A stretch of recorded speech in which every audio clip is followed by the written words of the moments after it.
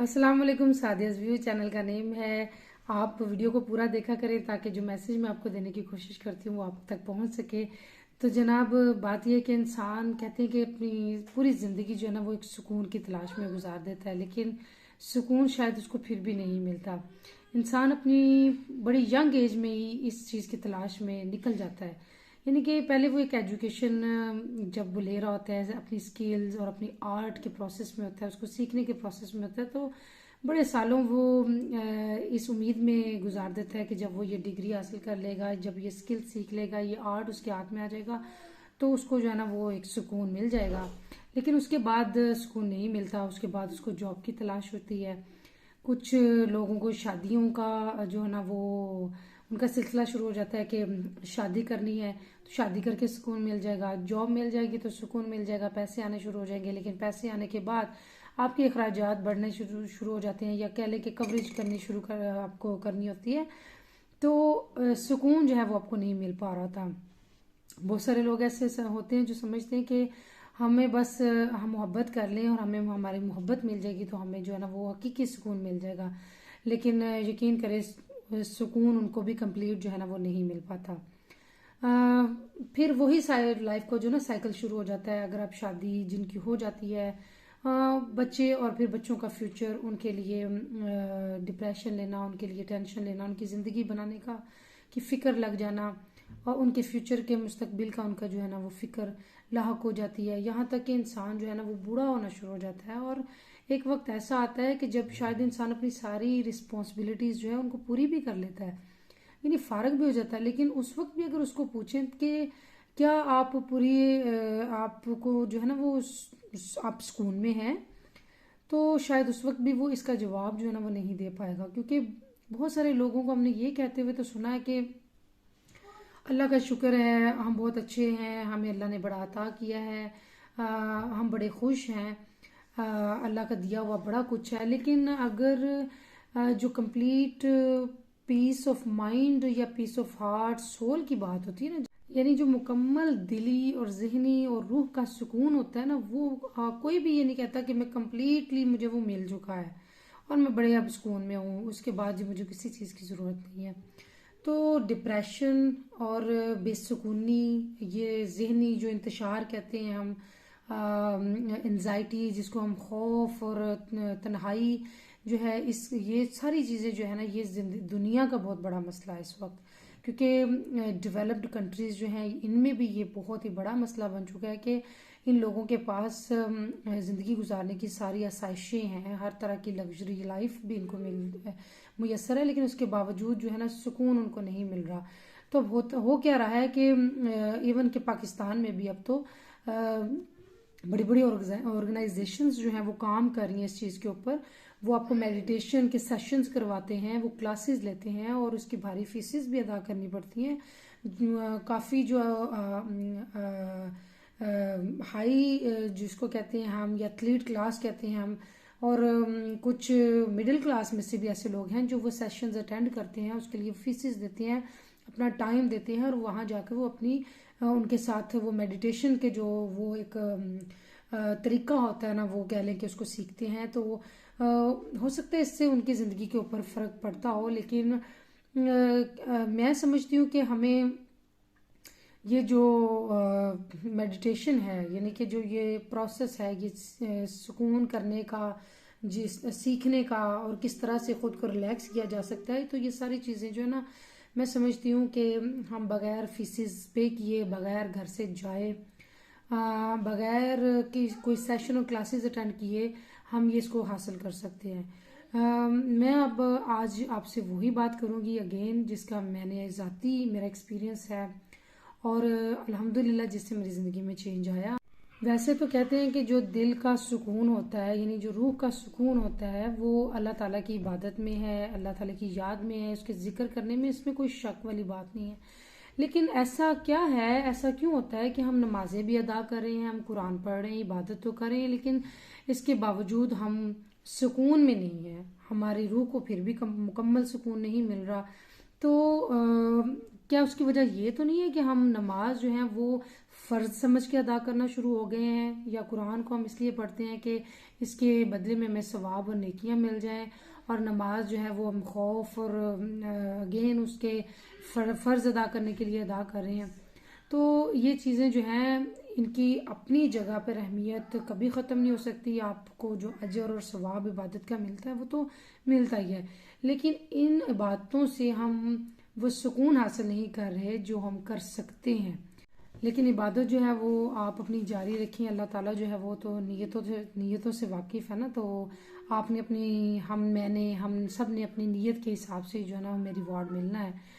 तो आज जो मेडिटेशन का मैं आपको तरीका बताने की कोशिश करूँगी वो 10 मिनट का जो एक सेशन कह लें, एक थेरेपी कह लें, वो 10 मिनट हैं जो आपने अपने आप को देने हैं।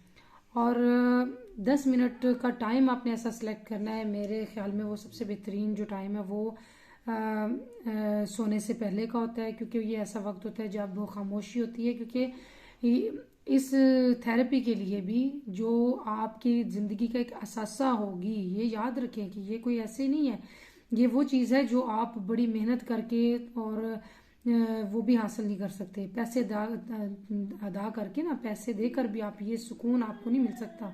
तो लिहाजा आप इस चीज़ को गौर से सुने कि ये 10 मिनट जो हैं वो आपने इस तरह से होने चाहिए कि आपके कानों में वो कोई इर्द गिर्द की दूसरी आवाज़ें ना पड़ रही हों, आपकी आंखें जो हैं वो किसी चीज़ को देख कर डिस्टर्ब नहीं हो रही हों। तो आपका यानी कि पूरा कंसंट्रेशन जो है ना, पूरी तवज्जो आपने करनी है।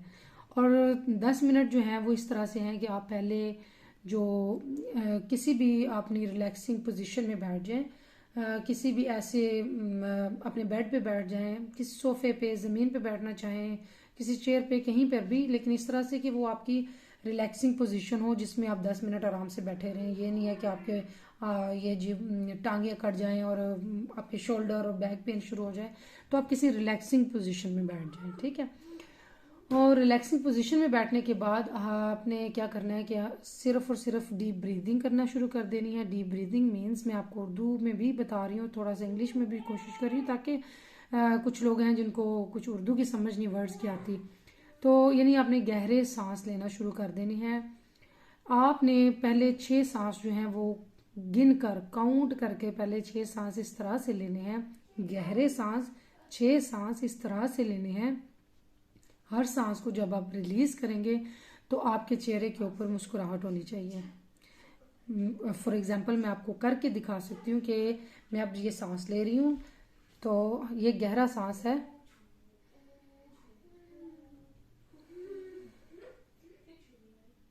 तो इस तरह से आपने स्माइल करके उस सांस को रिलीज कर देना है। 6 सांस आपने गिन कर इस तरह से ले लेने हैं, और उसके बाद नेक्स्ट 4 जो ब्रेथ्स आपके होंगे, अगले 4 सांस आपने जो लेने हैं वो इस तरह से लेने हैं कि वो इसी तरह से आप डीप ब्रीदिंग करते रहेंगे, यूं ही गहरे सांस लेंगे, लेकिन सांस को जब रिलीज करेंगे तो अपने मुस्कुराहट के साथ आपने शुक्र अदा करना है। आपने अल्लाह ताला का, अपने पैदा करने वाले का, उस रिज्क देने वाले का शुक्र अदा करना है। आप इस तरह से देखें कि मैं अभी कर रही हूँ, तो ऐसे वो कुछ इस तरह से होगा कि लाइक दिस।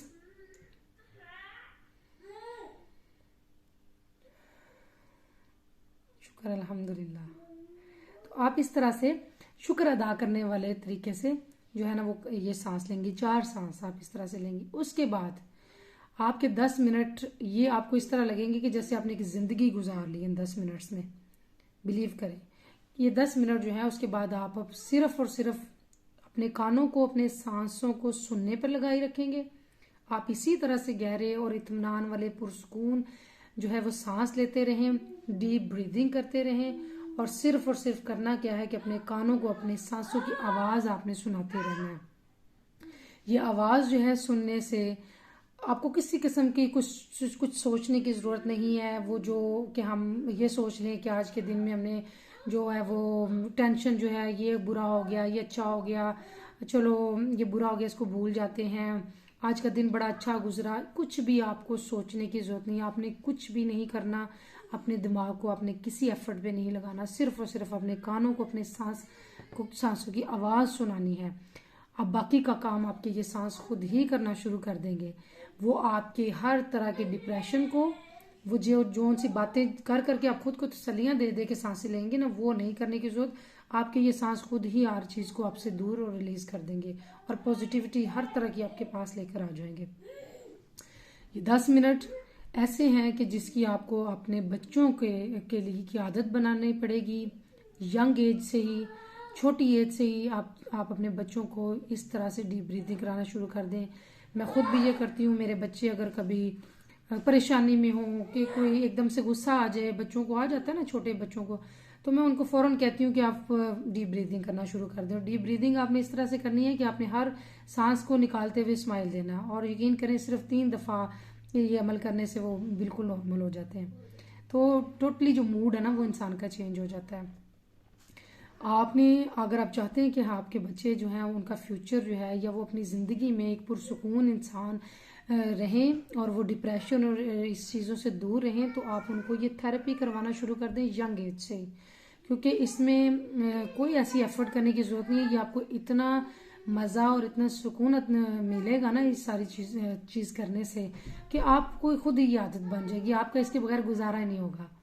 तो जनाब, ये आज की एक कह लें कि डिप्रेशन से ख़ुद को बचाने की, एंजाइटी और हर तरह के ज़िंदगी की भाग दौड़ और थकावट से बचाने की एक ऐसी थेरेपी है। तो इंशाल्लाह मुझे पूरी उम्मीद है कि आप भी अपनी ज़िंदगी को इसके साथ चेंज करने में कामयाब होंगे अगर आप करेंगे। लेकिन प्लीज़ इसको ऐसे कीजिएगा जैसे मैंने आपको इसको बताने की कोशिश की है। तो until the next time, stay blessed. मुझे दे इजाज़त। अल्लाह हाफिज़।